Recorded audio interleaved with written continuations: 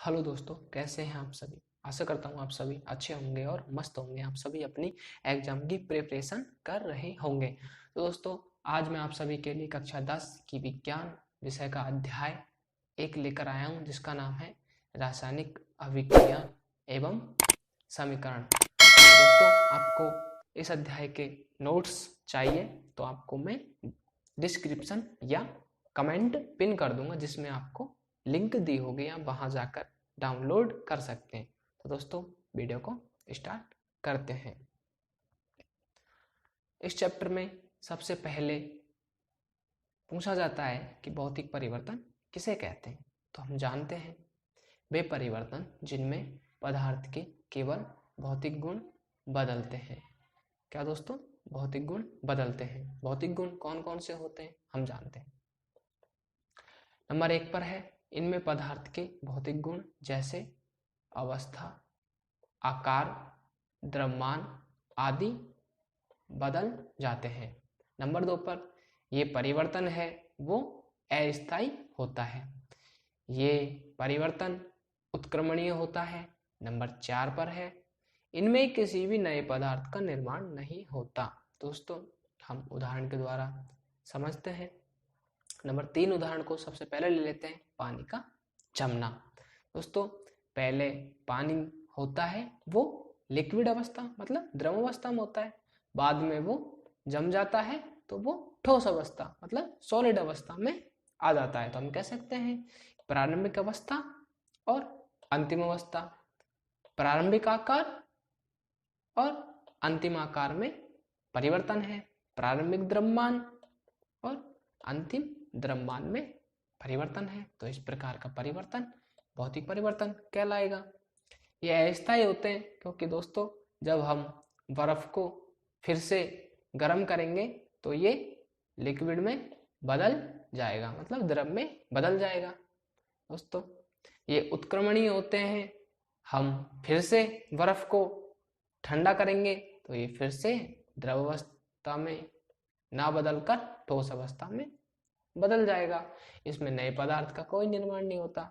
दोस्तों, वही बर्फ से पानी, पानी से बर्फ, ये प्रोसेस चलती रहती है कंटिन्यू। दोस्तों, बढ़ते हैं नेक्स्ट स्लाइड पर। उससे पहले हम जानेंगे शक्कर का पानी में घुलना और कांच का टूटना। ये भी भौतिक परिवर्तन के उदाहरण हैं। रासायनिक परिवर्तन वे परिवर्तन जिनमें पदार्थ के भौतिक गुणों के साथ साथ रासायनिक गुण और संगठन भी बदल जाते हैं, रासायनिक परिवर्तन कहलाते हैं।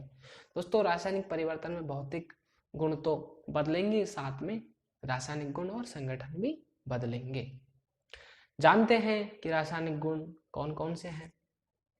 इनमें पदार्थों के रासायनिक गुण और संगठन बदलते हैं। नंबर 2 पर ये स्थायी होते हैं। नंबर 3 ये अनुत्क्रमणीय होते हैं।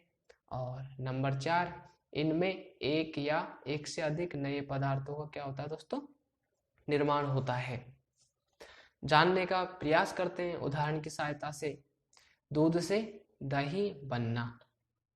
दोस्तों, दूध से दही बनना ये तो अभी केमिकल प्रॉपर्टी मतलब रासायनिक गुण के कारण चेंज हुआ है, क्योंकि हम जानते हैं दूध में क्या दोस्तों, ये दूध का कोई प्याला है, इसमें हम थोड़ा सा लस्सी या छाछ या मट्टा की कुछ बूंद डालेंगे तो कौन सा अम्ल उत्पन्न होगा दोस्तों? लैक्टोबैसिलस। शॉर्ट में लिख देता हूं दोस्तों, लैक्टोबैसिलस एसिड उत्पन्न होगा दोस्तों,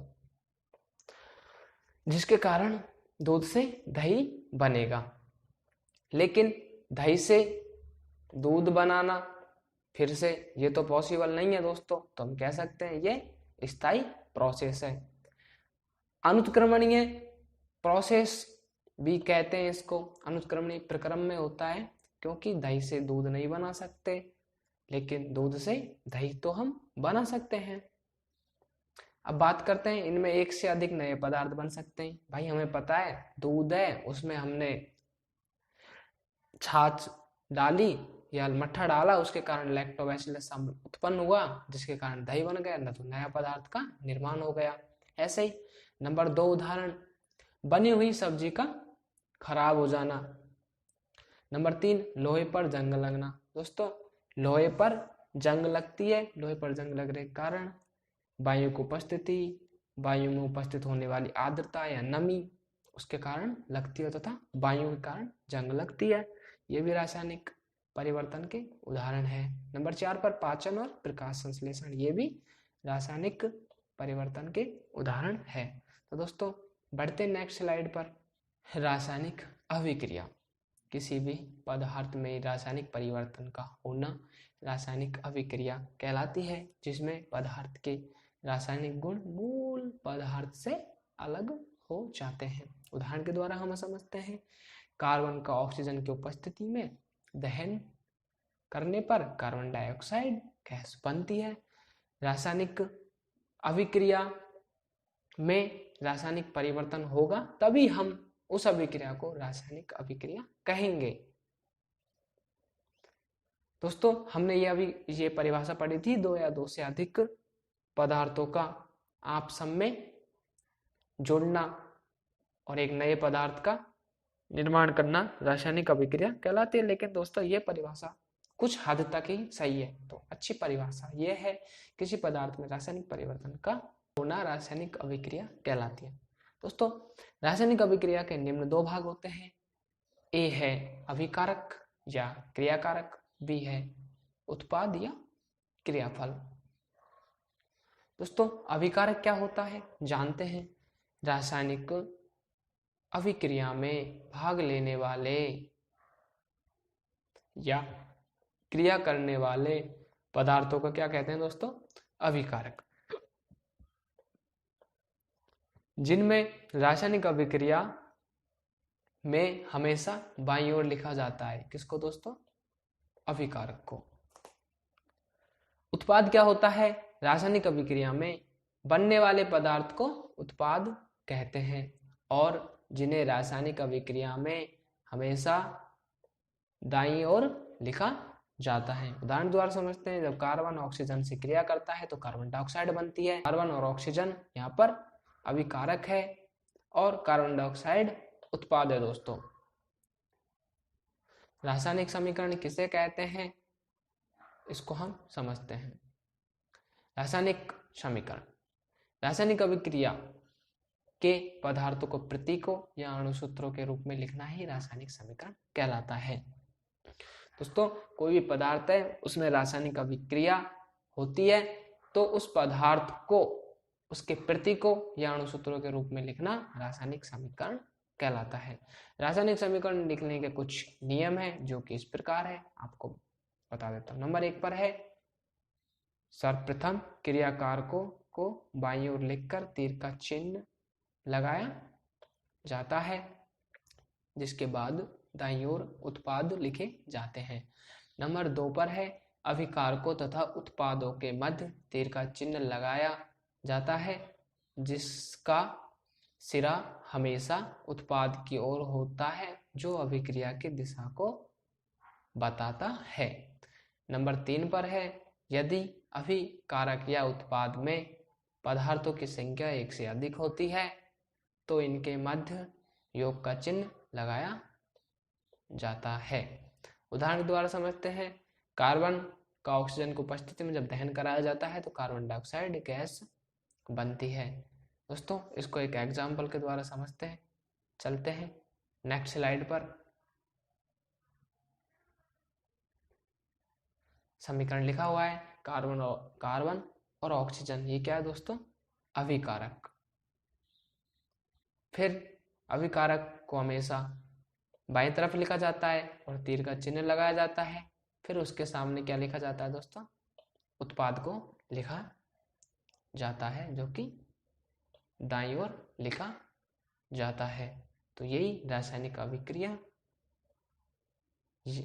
अभिक्रिया के समीकरण को लिखने का तरीका है। दोस्तों आपको इस प्रेजेंटेशन की पीपीटी आपको डिस्क्रिप्शन लिंक या कमेंट में लिंक दी होगी, वहां जाकर आप क्या कर सकते हैं दोस्तों? डाउनलोड कर सकते हैं। क्या दोस्तों? डाउनलोड कर लेना और अपने खुद से पढ़ने का ट्राई करना है, रिवीजन करना। दोस्तों चलते हैं नेक्स्ट स्लाइड पर। रासायनिक अभिक्रिया द्रव्यमान संरक्षण नियम का पालन करती है, तो हम जानने का प्रयास करेंगे। जैसे कि एक अभिक्रिया है आपके सामने जिसका समीकरण लिखा हुआ है, कार्बन ऑक्सीजन से क्रिया करती है, कार्बन डाइऑक्साइड बनाती है। कार्बन का अणुभार 12 होता है, ऑक्सीजन का अणुभार 16 होता है। देखते हैं 6C12। 6 यहाँ पे 6 है वो परमाणु क्रमांक है किसका, कार्बन का, और 12 है वो अणुभार है। ऐसे ही ऑक्सीजन का परमाणु क्रमांक 8 है और अणुभार दोस्तों 16। क्या दोस्तों 16। तो 12 + 32 = 44। दोस्तों 32 कहां से आया, ऑक्सीजन का 16 होता है, इसमें 2 अणु हैं तो 2 से मल्टीपल कर दिया। दोस्तों क्या कर दिया, मल्टीपल, गुणा कर दिया। ऐसे ही सेम इस तरफ भी होगा, उत्पाद की तरफ भी यही प्रोसेस है।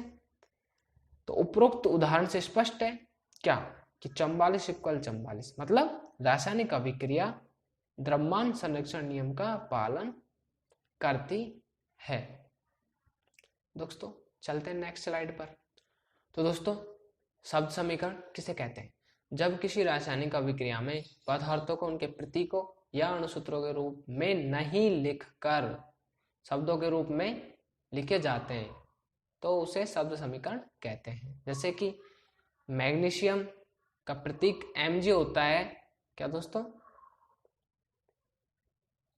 Mg होता है, ऑक्सीजन का O होता है। तो इनको हिंदी के शब्दों में लिखा है, जैसे मैग्नीशियम और ऑक्सीजन। तो ये जब क्रिया करती है तो मैग्नीशियम ऑक्साइड बनाती है। ये अभिकारक है, ये उत्पाद है। दोस्तों अभिकारक बाईं तरफ और उत्पाद दाईं तरफ। दोस्तों बढ़ते हैं नेक्स्ट स्लाइड पर। संतुलित रासायनिक समीकरण किसे कहते हैं, वे रासायनिक समीकरण जिनमें अभिकारकों तथा उत्पादों में उपस्थित परमाणुओं की संख्या समान होती है संतुलित रासायनिक समीकरण कहलाते हैं। दोस्तों अभिकारक और उत्पादों में उपस्थित परमाणुओं की संख्या समान होती है। जैसे कि Mg के कितने परमाणु यहाँ पर, 2। देखो दोस्तों MgS के कितने परमाणु हैं, 2। ऐसे ही ऑक्सीजन के कितने अणु हैं, कितने परमाणु दोस्तों यहाँ पे, 2। ऐसे ही मैग्नीशियम ऑक्साइड, इसके कितने परमाणु अणु हैं यहाँ पर दोस्तों, देख सकते हैं 2। अब हो गया है तो संतुलित समीकरण की बात। संतुलित समीकरण हमेशा द्रव्यमान संरक्षण नियम का पालन करता है। नंबर 3 या हाईलाइट बिंदु लिखा है, असंतुलित रासायनिक समीकरण को कंकाली समीकरण कहते हैं। दोस्तों आशा करता हूं कि आपको समझ आ रहा होगा। दोस्तों चलते हैं नेक्स्ट स्लाइड पर।